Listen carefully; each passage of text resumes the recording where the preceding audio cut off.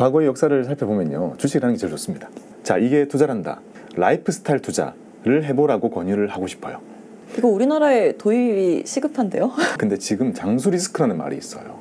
계좌는 꼭 하나증권에서. 그리고 더 마지막으로 우리 하나TV의 좋아요, 구독, 댓글, 알림 설정까지. 네.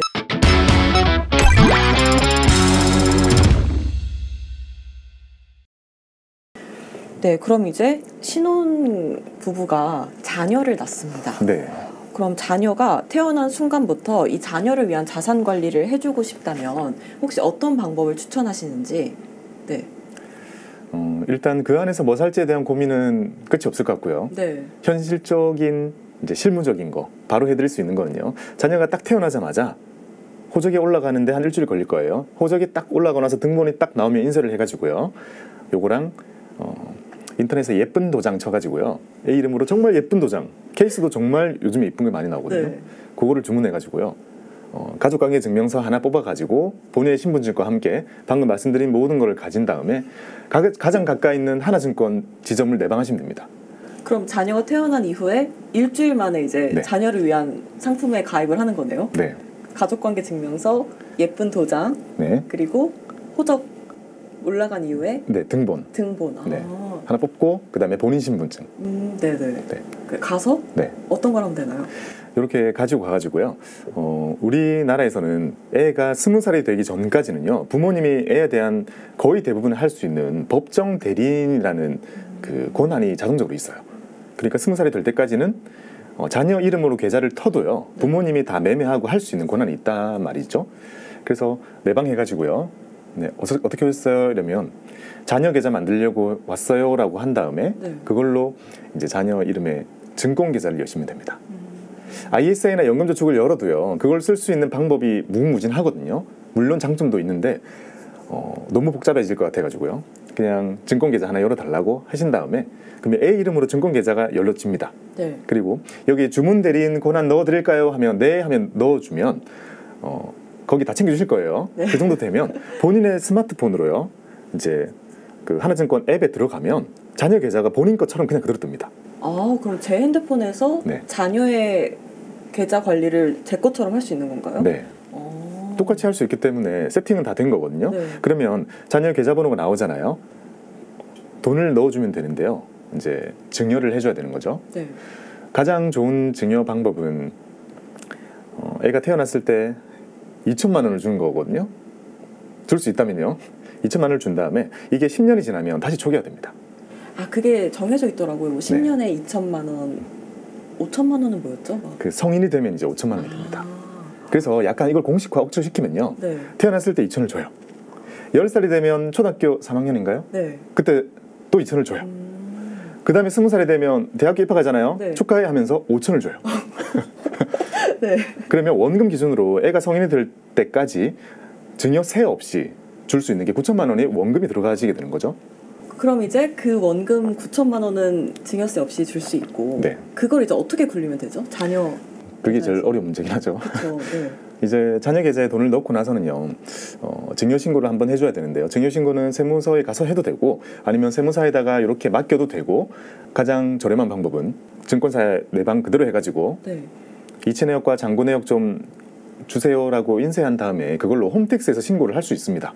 사이트에 들어가서요. 그러면 증여신고까지 완료가 되면, 만약에 태어났을 때 2천만 원을 줬다면, 아니다, 2천 너무 많죠, 현실적으로. 1천만 원을 줬다면, 네. 자, 이 돈은 이제 자녀의 돈이 되는 거거든요. 이게 얼마로 불어나도 세금은 전혀 없습니다. 그러니까 증여에 대한 세금은 없어지는 거거든요. 일단 주고 나면 그때부터는 이제 네. 증여에 대한 세금이 없어지는 거죠? 네. 네. 이제 그 돈으로 뭘 할지가 중요한 거죠. 과거의 역사를 살펴보면요, 주식을 하는 게 제일 좋습니다. 주식을요? 네. 자녀 계좌에서는 주식을 하는 게 그 어떤 것보다 좋고요. 자녀 계좌일수록 주식의 비중을 늘리는 것이 현실적으로 더 맞을 것 같아요. 아까는 근데 주식이 오히려 위험할 수 있다고 하셨는데, 자녀 계좌 안에서는 또 네. 주식을 하는 게 가장 좋다라고 네. 하셨어요. 근데 사실 자녀에게 돈을 주고 자녀 계좌 안에서 주식을 하다가 그 돈을 다 잃을 수도 있잖아요. 그런 위험은 없을까요? 우리가 손실이라고 하는 거를요, 네. 정확하게 표현을 해보면 영구적인 자본 손실을 손실이라고 표현을 하고요, 일반적으로 변동성은 리스크라고만 표현을 하는 거죠. 그러니까 위험과 리스크 약간 다른 개념이 될 수 있는데요. 저는 이 변동성에 대해서는 시간을 쭉 늘리게 되면 이 변동성이라는 건 매우 작아집니다. 그러니까 굳이 이게 많이 하락했을 때 내가 자녀 계좌에 접속해가지고 매도를 하지 않는 한 대부분의 경우에는 분산 투자가 되어 있다는 전제하에요. 장기적으로 가면 우상향할 확률이 매우 높아집니다. 마이너스일 때 매도만 하지 않는다면 네. 내 거는 매도를 하는 게 어쩔 수 없어요. 이게 불안감과 내가 번 돈 여러 가지 심리적인 게 작용을 하거든요.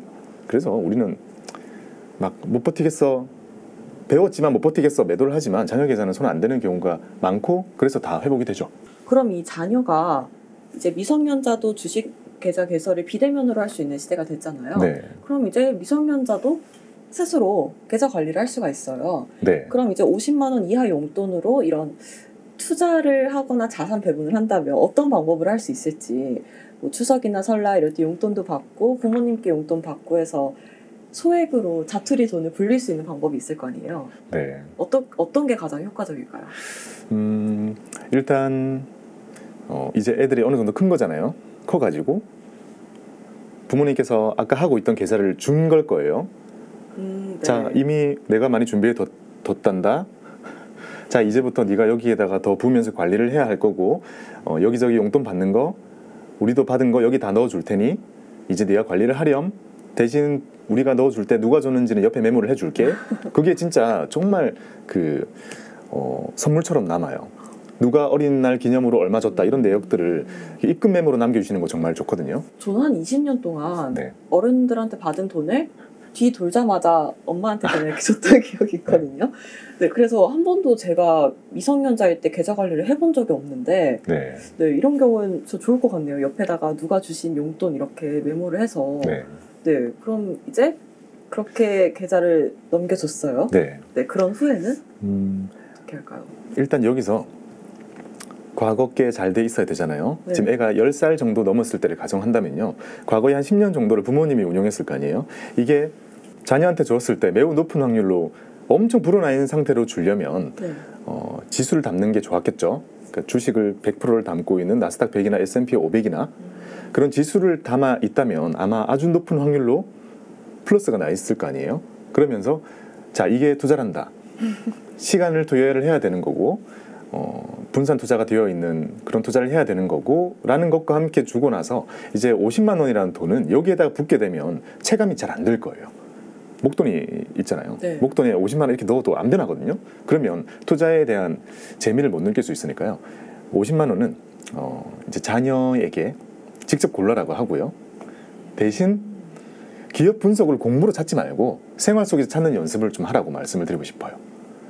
그래서 10살 정도가 넘어가게 된다면 아마 주변에서 수많은 물건들을 접하게 될 거고 그렇게 쓰고 있는 물건 중에 한 절반 이상은 상장이 되어 있기 때문에 그 기업들의 주식을 네가 이렇게 사서 담는 그런 라이프 스타일 투자를 해보라고 권유를 하고 싶어요. 일상에서 가장 가까이 있는 기업들에 투자를 해라. 네. 그럼 막 그런 건가요? 과자를 먹을 때 오리온 과자를 먹으면 네. 오리온에 투자하고 네, 상장되어 있죠. 네. 그런 거 있잖아요. 막 이거 너무 맛있어. 불닭볶음면. 그거 삼양 사면 돼. 초코파이 너무 맛있어요. 오리온 사면 돼. 여기 저 엘사가 너무 좋아요. 디즈니 주식 사면 돼. 스타벅스 커피 막 먹으면 스타벅스 사면 돼. 거의 많은 것들이 상장이 많이 되어 있으니까요. 그렇게 해보다 보면 주식 투자의 가장 입문기 그거를 청소년기에 해볼 수 있지 않을까. 그게 그렇게 라이프 스타일에서 사게 되면요. 그 애기에게서 묘한 심리의 변화가 일어나게 되거든요. 처음에는 자기가 좋아하는 물건이 있는 그 기업을 사는 거잖아요. 네. 처음에는 소비자로 접근하는 거거든요. 그게 소비자로서 느끼는 거죠. 왜냐하면 나는 지금 엘사 인형이 갖고 싶어 라는 생각이 사로잡혀가지고 그것도 사고 주식도 산 거잖아요. 근데 시간이 지나면 이 엘사 인형은 점점 나에게 가치가 없어지고 낡아가고 유행 지나고 언젠가 버릴 거 아니에요. 근데 이걸로 인해서 불어난 디즈니 주식을 보게 될 거란 말이죠. 그러다 보면 자연스럽게 애 마음속에 디즈니 주식이 올라간 이유는 많은 사람들이 나처럼 이 인형을 사줬기 때문이구나. 점점 자본가의 마음으로 변해가는 거죠. 그러다 보면 어느 정도 성인에 가까워질 때쯤이 되면요. 아마 스타벅스 주식을 사는 행위를 스타벅스 커피를 먹는 것보다 더 가치를 두게 될 수도 있을 것 같아요. 근데 지금 말씀 듣고 나니까 이런 생각이 처음 들었어요. 아, 이게 관점이 이렇게 바뀔 수도 있는 거구나 네, 라는 생각이. 늦지 않았습니다. 네. 그리고 아까 대표님께서 그 자녀가 성인이 될 때 이야기를 저한테 쉬는 시간에 잠깐 해주시면서 유태인 얘기를 하나 해주셨는데 혹시 그 얘기 지금 해주실 수 있을까요? 자, 유태인들처럼 우리가 하면 좋겠다라는 생각을 해본 게요. 유태인들이 12살, 13살이 되면 성인식을 하거든요. 근데 그 친구들에게는 이 성인식이요, 우리가 생각하는 결혼식이랑 비슷합니다. 인생에서 제일 큰 행사.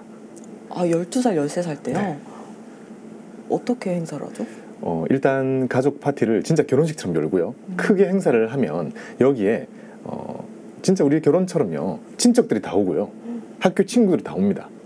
근데 여기서 성인식을 하는 게 12살, 13살이면 이미 10몇 년 정도는 부모님들이 돈을 모아놨을 거 아니에요. 네. 그 돈이 상당히 크거든요. 그거를 그날 줍니다. 12살, 13살 때요? 네. 그리고 그때 친척들이 오잖아요. 친척들은 수십만 원 정도의 축의금을 줍니다. 친척들이니까 평생 우리랑 다른 거죠. 어차피 결혼식 때 안 갈 거니까 지금 다 주는 거죠. 그 돈이 막 30만 원, 50만 원 이렇게 막 줘요. 그리고 친구들도 우리가 축의금 하듯이요, 좀 무리해서 초등학생들일 수도 있는데 5만 원, 10만 원 이렇게 다 챙겨옵니다. 이 모든 게 다 모여가지고 그 성인식을 하는 날에 그 친구에게 4, 5천 정도의 목돈을 다 가지고 시작한대요. 대신 출금은 안 돼요. 네. 출금되면 당연히 아이템 사고 없죠. 아, 그렇죠. 당연히 맛있는 거 사 먹고 치킨 사 먹고 없겠죠. 근데 이거는 이제 투자를 위한 종잣돈으로 이렇게 계좌에 들어가게 되고, 이걸 투자를 하는 거를 A의 권한으로 성인이 될 때까지 하게 된다고 해요. 그럼 그 아이는 12살, 13살 때 뭔가 새롭게 자산 관리를 시작할 수 있는 그런 계기를 갖게 되는 거네요. 네.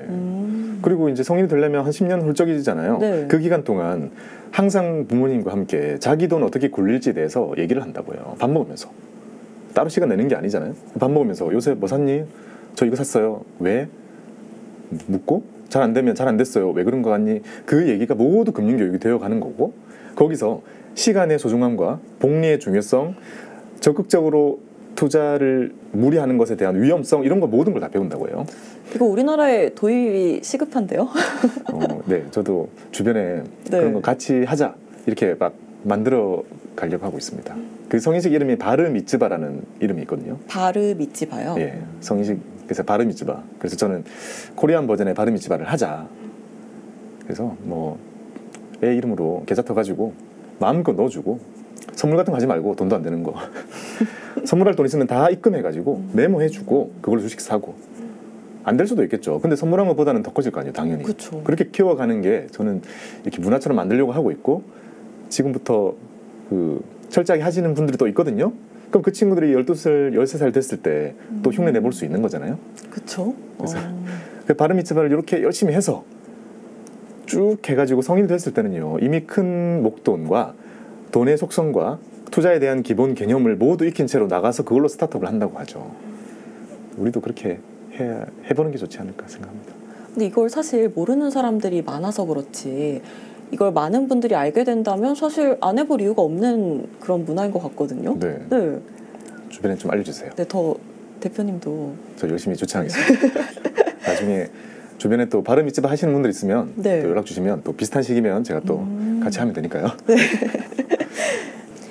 네, 이렇게 자녀의 자산 관리를 해주는 방법까지 말씀을 해주셨는데, 100세 시대잖아요, 요즘. 네. 100세 시대에서는 은퇴를 한 후에도 거의 한 40년가량 그 주기가 남아 있습니다, 생애 주기가. 네. 상당히 긴 시기인데, 이 시기에는 재테크를 어떻게 해야 될까요? 참 많은 고민을 했던 부분이기도 하거든요. 네, 어떻게 보면 모든 사람들이 가장 이때를 위해서 좀 자산을 갖고 있고 싶다라고 생각하는 네. 시기잖아요. 네.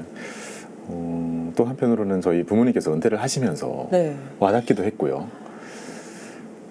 일단 제가 고객분들의 계좌를 관리하거나 이렇게 포트를 짜드리거나 했을 때와 달리요, 준비 안 된 분들이 갑자기 맞닥뜨리는 경우가 실제 생활에서는 거의 80~90%에 가까웠던 것 같습니다. 그러니까 준비가 되어 있으면 어떤 걸 되어 있어도 그렇게 크게 지장이 없습니다. 그러니까 연금이라는 걸 전혀 불리지 않고 그냥 예금으로 모으셨어도 네. 괜찮고 연금 보험사의 상품들 뭐 이런 것들도 저마다 장단이 다 있지만 뭐라도 해놓은 건 크게 문제가 안 되더라고요. 근데 이제 준비 안 돼 있는 상태에서 갑자기 맞닥뜨린 경우가 저는 제일 많았고 이제 그거를 너무 많이 보고 주변에서도 많이 실제로 겪다 보니까요. 가까운 가족과 지인들에게서요. 네. 그래서 이제 누굴 만나도 이제 연금저축 가입시키는 게 네. 인생의 룰이 된 거죠. 안녕하세요. 연금저축 있으신가요? 조금만 친해지면 혹시 인사말로. 네. 그럼 저 투자 안 해요? 아니 주식 투자를 하자는 게 아니라 연금저축. 네. IRP 터가지고 예금하면 된다고. 뭐 그렇게라도 얘기를 하는 이유가요. 저희 부모님 같은 경우는 제가 거의 한 10여 년 전쯤에 그렇게 연금에 대해서 제가 많은 생각을 가지고 있지 않았음에도 불구하고요. 부모님한테 한 달에 10만 원씩 연금 그때 터드린 게요. 되게 유용하게 쓰입니다. 나중에요. 한 10년 정도 지나고 나니까요. 이게 진짜 많이 불어나 있는 거예요. 네. 그 사이에는 정말 많은 일들이 있었지만 결국에는 다 불어나 있게 되고 그걸 느끼게 되니까요. 아 이건 정말 나중에 되면 생각지도 못한 선물처럼 느껴질 수 있겠다라는 생각을 일단 많이 해봅니다. 그래서 뭐가 됐든 많이 준비하는 게 좋고요. 네. 좀 더 본론 돌아가서 우리가 진짜 100살까지 살 것인가에 대해서 저는 살 것 같아요. 저도 아직까지 살 것 같아요. 아직까지요? 네. 왜요? 아직까지요? 미래는 알 수 없는 거니까 전 사실 네. 내일도 제가 어떻게 될지 모른다고 생각하거든요. 그건 그렇지만 그 네. 일이 안 벌어진다면 100살까지 네. 살 것 같지 않아요? 그쵸. 사실 요즘 어르신들 막 90살 넘으신 분들도 많고 거의 지병 없으시면 90 넘기시는 네. 것 같아요. 사실 저희 친할아버지도 93살에 돌아가셨거든요. 네. 그래서 전 보면서 저희 부모님 세대는 무조건 100살까지 사실 것 같다라는 생각을 했어요. 부모님 100세요 벌써. 그러면 저희 120까지 살 수도 있는데 진짜요. 근데 네. 100살까지 저는 그게 되게 슬펐습니다. 인류가 오래 살기 위해서 얼마나 많은 노력을 했어요. 네. 그리고 우리의 조상님들도 일찍 돌아가시면서 진짜 오래 살고 싶어 하셨잖아요. 그쵸. 근데 지금 장수 리스크라는 말이 있어요. 장수 리스크요? 네, 오래 사는 게 리스크인 거죠. 왜요? 돈이 없으니까. 은퇴는 빨리 하는데 너무 오래 사시다 네. 보니까. 네. 준비되지 못했는데 내가 너무 오래 살아버리는 것에 대해서 리스크라고 표현을 하는데 그런 것과 별로 없습니다. 저는 그게 너무 슬프고 왜 우리가 장수가 축복이 되어야 되지 왜 리스크가 되어야 되는가 거기에 대해서 엄청 이제 많은 생각과 고민을 하게 됐었고요. 노후자금은 투자를 해야 된다는 거죠. 이 말씀을 드리기 위해서 네. 우리가 노후에 필요한 돈 다양한 리서치 센터 같은 데서 만들어가지고 서베이도 해서 주거든요. 우리가 노후에 필요한 돈 적정 금액이 지금 이번에 390인가 나온 것 같더라고요. 한 달 기준으로요. 네. 네. 이거 최소화 시켜도요. 거의 200대 후반 나옵니다. 300 가까이 나와요 이제. 그러면 그거를 한 달에 그만큼 필요하면 1년에 거의 3, 4천만 원 필요하다는 거잖아요. 그쵸. 근데 그거를 40년 이렇게 늘리면 아니 10몇 억 나와요. 네. 그러면 우리가 평생 모으지도 못하는 돈을 노후를 위해 지금 내가 30에 취업해가지고 사회생활 열심히 하면서 즐길 거 즐기고 이때 할 수 있는 그 모든 걸 다 포기하고 내가 60대까지 10몇 억을 모아야 되는가 하면 준비를 할 수 없게 되는 게 노후 준비입니다. 그러니까 절대 못해요. 그렇게 계산하면 절대 안 나옵니다. 그래서 저는 항상 강조드리는 게요. 노후 계산, 노후 준비, 노후 투자 계획 짤 때 덧셈으로 계산하면 답 안 나옵니다. 그러면 어떻게 해야 되죠? 곱셈으로 계산해야 됩니다. 곱셈을 할 수 있는 방법 유일한 게 투자이고요. 그리고 그 곱셈이라는 것을 수익률을 높게 가지고 가려고 하면은 우리가 삶이 피폐해지잖아요. 수익률을 낮게 만들고 횟수를 늘려야 되는 거죠. 그게 자산 배분이고 연금 계좌입니다. 그래서 일찍 만들어가지고 연금을 뜯잖아요. 거기에 정기적으로 세액공제 받기 위해서 돈을 넣어야 될 것이고 그 돈은 철저하게 투자해야 됩니다. 다양하게 투자를 해야 되고 쭉 불어가지고 나중에 은퇴할 때 즈음에 생각한 것보다 훨씬 큰 목돈이 되어 있을 거거든요. 근데 여기서 더 중요한 거는요. 우리가 만약에 60에 은퇴를 해도요. 100살까지 살잖아요. 40년이잖아요. 40년 동안 다 쓰는 동안에도 남아있는 목돈은 계속 투자가 된단 말이죠. 그걸 마르지 않아요. 마르지 않습니다. 즉 우리가 진짜 만약에 20살까지 살더라도 네. 고갈되지 않고 쓸 수 있는 유일한 방법은 우리가 은퇴할 때까지 모은 목돈 가지고요. 4%의 룰을 지켜가면서 얘가 줄지 않도록 뽑아 쓰면서 쭉 가는 수밖에 없는 거죠. 그럼 그때도 그 남은 목돈을 굴리는 방법으로 주식을 추천하시나요? 그때는 주식 비중 많이 낮춰야 됩니다. 많이 낮추고요. 네. 자, 그래서 요런 스킴을 좀 말씀을 드렸어요. 네. 이거를 이해하기 아주 좋은 또 사례가 하나 있는데요. 우리가 해마다 이제 노벨상 받잖아요. 한 노벨상이 한 10명한테 주고 그리고 10몇 억씩 상금을 준단 말이죠. 13억, 14억 이렇게 준단 말이죠. 네. 게다가 이만한 금메달도 주거든요. 금으로 된 거예요. 그러면 우리가요. 야, 저 한 1900년대부터 줬는데 100년 넘게 저렇게 줄 수 있다니 그러니까요. 노벨이 정말 돈을 많이 남겨놓고 갔겠구나 생각하잖아요. 근데 실제로 그렇지 않아요. 그럼 그것도 굴린 건가요? 굴린 겁니다. 어떻게요? 굴리되 원칙이 몇 가지 있는 거죠. 노벨의 유언에 의하면 내가 돈을 좀 벌었습니다. 네. 이건 남길 겁니다. 상을 주되 수익이 난 것의 67.5%를 떼서 상을 줘라라고 되어 있습니다. 그러니까 남아있는 거는 재투자가 되는 거고 그러니까 수익의 일부만 떼서 하는 거잖아요. 그 말인즉슨 남아있는 자금은 점점 계속 커져간다는 거잖아요. 이 커지는 게 시간이 많이 지나가지고요. 지금은 노벨상을 주기 위해서 1년에 뭐 200억 정도 들어간다고 해요. 근데 남아있는 돈이 아직도 수천억입니다. 그게 가능한 이유는요. 수익을 쪼개서 상을 주는 거잖아요. 그러다 보니까 장이 되게 좋을 때는 메달이 커집니다. 두꺼워져요. 그럼 어떤 해에 상을 받느냐도 내 운이겠네요? 완전히 운이고요. 상금도 올라갑니다. 차이가 많이 날 것 같은데. 엄청나요. 그 14억, 15억, 16억 상금도 많이 올라가고요. 메달이 되게 커지고요. 경기가 되게 안 좋다. 수익이 되게 적게 난 해에는요. 메달이 상금 작아집니다. 상금이 내려가고 메달이 얇아지고 작아집니다. 그리고 놀라운 거는 금융위기 때요. 도금에 썼습니다. 그때 받은 분들은 네. 너무 슬프시겠는데요. 네. 그냥 복불복입니다. 어쩔 수 없어요. 왜냐하면 이 상을 주기 위한 이 연못이잖아요. 마르면 안 되기 때문에 역성장을 용납하지 않는 거죠. 그렇기 때문에 해마다 상을 줄 수 있는 것이고 남아있는 거는 거의 다 주식으로 투자되거든요. 계속 투자가 되고 있으니까 수익이 나는 것의 일부를 쓴다는 이 수익 소비의 개념, 이게 영원히 상을 줄 수 있게 만드는 이제 공식인 거죠. 자, 이거를 그대로 가지고 와서 개인화시켜야 되는 건데요. 이 개인화시킨 거를 우리가 4%의 룰이라고 부를 수 있는데 이건 미국 같은 데서는요. 지배적으로 통하는 개인 투자자들에게 앵커가 되는 그런 전략입니다. 내가 얼마를 벌든 어떤 투자를 하든 내가 은퇴하는 시점에 진짜 아무것도 못하는 은퇴가 됐을 때 내가 가지고 있는 총 금융 자산이 있을 때 4%만 뽑았으면 내가 몇 살까지 살아도 계속 살 수 있다. 원하는 만큼 쓸 수 있다는 룰입니다. 그럼 4%만 기억하면 되겠네요. 네. 우리는 만약에 진짜 열심히 재테크를 해가지고요. 은퇴하는 시점에 몇 억의 돈을 모았어요. 그러면 몇 억의 돈을 바라보면서 이거를 내가 한 달에 300만 원씩 뺐어야지라고 300 이러면 몇 년 안 돼서 고갈된단 말이죠. 네. 근데 그게 아니라 이 돈으로 투자를 하고 자산 배분 투자를 하면 주식도 채권도 있고 다 있잖아요. 거기서 나는 수익들이 있을 거고요. 어쨌든 이 전체 잔고에서 4%만 뽑아 쓴다고 가정을 하는 거죠. 그러면 삶의 수준이나 그런 게 정해지게 되겠죠. 근데 거기에 맞춰서 쭉 산다면 계속 살 수 있다는 걸 뜻합니다. 저 약간 이 재미를 느끼기 위해서 120살까지 살아야겠다는 생각을 방금 했습니다. 꼭 더 살아야겠다. 사도 돼요. 계속 살아도 됩니다. 한번 그건 도전해 보겠습니다. 네.